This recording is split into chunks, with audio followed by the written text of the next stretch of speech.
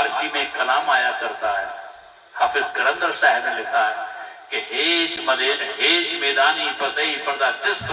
नग महे चंगो रबाबो उद चिस्त, कि जरा अपने भीतर बाहर से पर्दे लगाकर, बाहर से बंद लगाकर, चश्म बंदो गोश बंदो लबे बंद करना बीनी सिरे परमा बुखंद, अगर आंख कान मुख बंद करके अपने भीतर उन आवाजों को नहीं सुनते हो जो तुम्हारे भीतर गैबी आवाज हो रही है, उसको अनहद शब्द कहते हैं, जिसे ग्रेट नेम, हॉली नेम, सीक्रेट नेम, हुक्मे कुल कुदरत, कलाम इलाही, पाक नाम, इसमें आजम, चार शब्द कहते हैं, उसका अनुभव करो, उसे सुनो, तभी राधा स्वामी हो,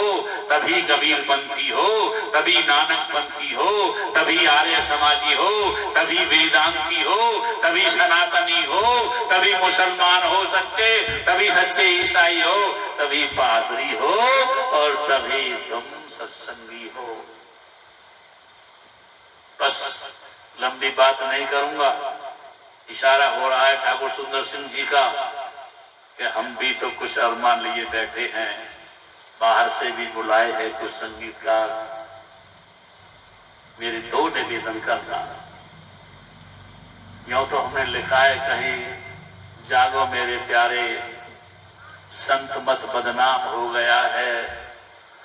तुम सत्संगी हो जाते हो, शराब पीते हो, मांस खाते हो, तुम आम आदमी से भी ज्यादा गए गुजरे कर्म करते हो, तुम्हारी देखा देखी और भी कितने ही भ्रष्ट हो जाते हैं, वो भी खाना पीना शुरू कर देते हैं, जो थोड़ी बहुत परमात्मा की तरफ को बढ़ना चाहते हैं, तुम्हारे आचरण को देखकर वो भी सत्संगी नहीं होना चाहते, वो भी भजन में नहीं कर लगना चाहते, वो भी ध्यान में नहीं उतरना चाहते, तो कम से कम अपने लिए न सही, दूसरों के लिए तो सत्संगी बनकर रहो, दूसरों के लिए तो मोटिवेटेड बनकर रहो कि तुम्हें देख करके वो भी परमात्मा की ओर बढ़े, और परमात्मा की ओर तुम्हें बढ़ना जरूर पड़ेगा।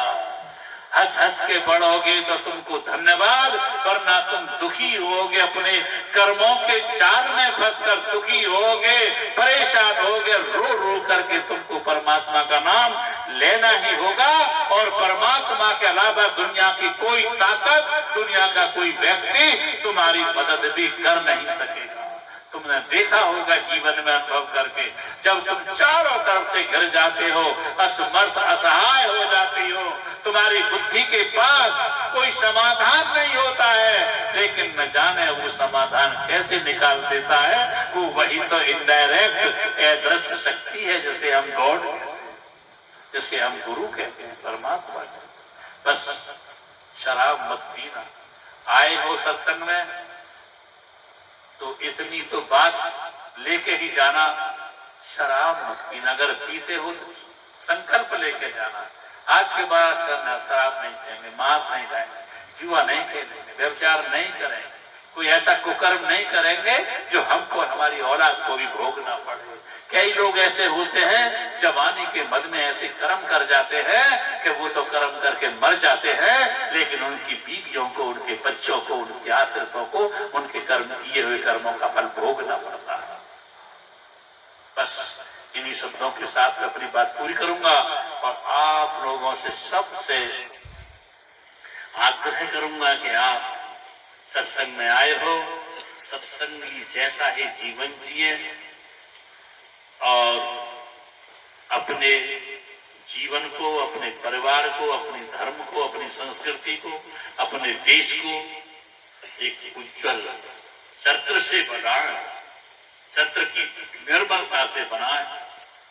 और बस इन्हीं शब्दों के साथ मैं अपनी बात पूरी करता हूँ। आपने मेरी बात को बड़ी शांत और प्यार से सुना है, इसके लिए मैं आपका बहुत बहुत आभारी हूँ, और अंत में आपके अंदर बैठे उसी कुल मालिक को राधा